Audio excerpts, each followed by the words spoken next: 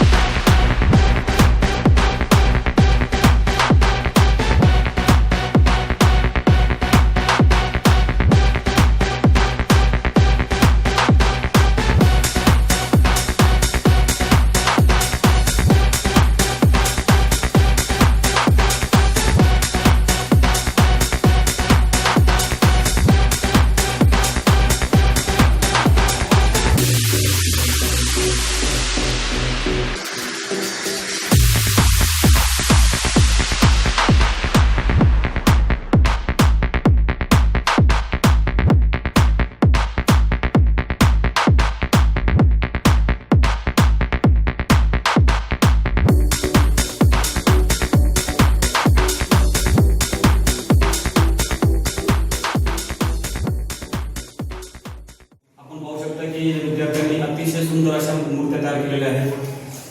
या मूर्त्यांचं जी कार्यशाळा आहे ती आपण शाळेमध्ये आयोजित केली होती आणि मुलांनी स्वतःची संकल्पना वापरून स्वतःची बुद्धी वापरून अत्यंत सुंदर प्रकारे गणपतीला घडवण्याचं काम केलेलं आहे. त्याचबरोबर आकर्षक रंगामध्ये त्या विद्यार्थ्यांनी रंगवण्याचं काम केलेलं आहे. आपण पाहू शकताय अतिशय सुंदर अशा मूर्त्या तयार केल्या आहेत विद्यार्थ्यांनी. या मुलांचं जेवढं कौतुक करावं तेवढं कमीच आहे.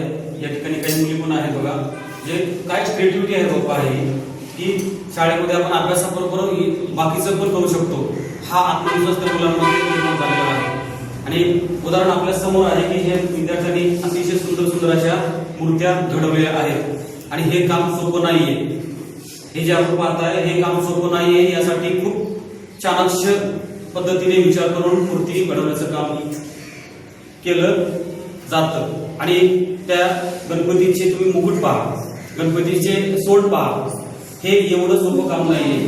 अतिशय त्यांच्या बुद्धीप्रमाणे विद्यार्थ्यांनी यामध्ये 5वी 6वी 7वी 8वी 9वीचे विद्यार्थी सहभागी आहेत आणि सगळ्या विद्यार्थ्यांचं या स्पर्धेमध्ये त्यांनी प्रतिसाद दिला. या स्पर्धेमध्ये स्वतःहून सहभागी झाले त्याबद्दल मी सगळ्या विद्यार्थ्यांचे अभिनंदन करतो, त्यांचे आभार मानतो. आणि भविष्य काळामध्ये या विद्यार्थ्यांना त्या स्पर्धेचा फायदा होणार आहे. याच्यातून एखादा मूर्तिकार होऊ शकतो. आपण मोठ्या मोठ्या मूर्त्या, आपण बाबासाहेब आंबेडकरांच्या मूर्त्या असतील, शिवाजी महाराजांच्या मूर्त्या असतील किंवा मोठे मोठे किल्ल्यांचे जे काय द्वार असतील, हे बनवण्याचं काम एवढं सोपं नाहीये. असे कलाकार खूप कमी होत चाललेले आहेत. त्याच्यामुळे याच्यातून काहीतरी एखादी मोठा कलाकार निर्माण व्हावा अशी माझी एक कला शिक्षक म्हणून इच्छा आहे. सर्व विद्यार्थ्यांचे हार्दिक अभिनंदन. सर्वांनी स्वतःसाठी जोरदार टाळ्या वाजवायच्या. Clap one. धन्यवाद. माझ्या शाळेची मजा, माझ्या शाळेची मजा तुला काय सांगू.